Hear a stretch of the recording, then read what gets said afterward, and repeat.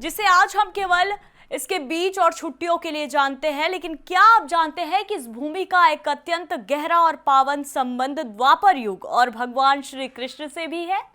जहां त्रेता युग में भगवान परशुराम ने इस भूमि को समुद्र से मुक्त किया, तो वहीं द्वापर युग में ये भूमि भगवान कृष्ण की रणनीति और शौर्य की गवाह बनी।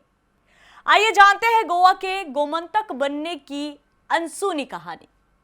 नमस्कार, बहुत स्वागत आप सभी का राष्ट्र टीवी पर। मैं हूं आपके साथ पूजा शर्मा।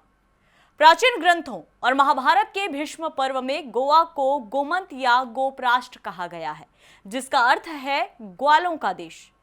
एक पौराणिक कथा के अनुसार जब भगवान कृष्ण ने इस भूमि का भ्रमण किया तो वे यहाँ की अलौकिक सुंदरता से मंत्रमुग्ध हो गए।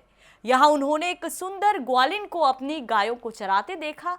बस फिर क्या था, उस दृश्य की पवित्रता और सुंदरता से प्रसन्न होकर भगवान कृष्ण ने इस स्थान को गोपुरी का नाम दिया। यह नाम न केवल गायों के प्रति उनके प्रेम को दर्शाता है, बल्कि ये इस भूमि की समृद्धि का भी प्रमाण है।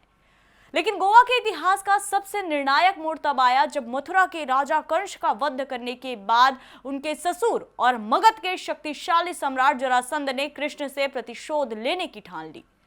जरासंध के बार बार होने वाले आक्रमणों के बीच ऋषि परशुराम ने भगवान कृष्ण और बलराम को दक्षिण की ओर जाने और सह्याद्री की श्रेणियों में स्थित गोमंतक पर्वत पर शरण लेने की सलाह दी।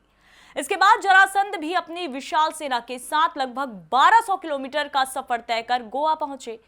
गोमंतक पर्वत तब तीन तरफ से समुद्र से घिरा था और एक तरफ घने वनों से सुरक्षित था। यहाँ भगवान परशुराम के प्रति वफादार गरुड़ जनजाति ने भगवान कृष्ण और बलराम की सहायता की। जब जरासंध ने पर्वत के निचले हिस्से में सूखी घास में आग लगा दी, तब भगवान कृष्ण ने बड़ी ही चतुराई से पूर्णिमा के ज्वार का लाभ उठाते हुए अघनाशिनी, जिसे आज जुआरी नदी के नाम से जाना जाता है, उसके जल को एक पुरानी नहर के माध्यम से मोड़ दिया और उस आग को बुझा दिया। यही कारण है कि इस नदी को अघनाशिनी यानी कि आग का नाश करने वाली भी कहा जाता है। इस युद्ध में हार के बाद जरासंध को पीछे हटना पड़ा। इतिहासकारों का मानना है कि गोवा में भूमि पुनर्प्राप्ति की जो तकनीक भगवान कृष्ण ने देखी, उसी से प्रेरित होकर उन्होंने बाद में समुद्र के बीच अपनी राजधानी द्वारका का निर्माण किया।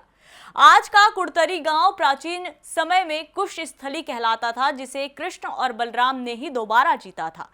गोवा की ये भूमि केवल पर्यटन का केंद्र नहीं, बल्कि ये भगवान कृष्ण के संघर्ष, उनकी बुद्धि और प्रकृति के साथ उनके सामंजस्य की स्मृति भी है।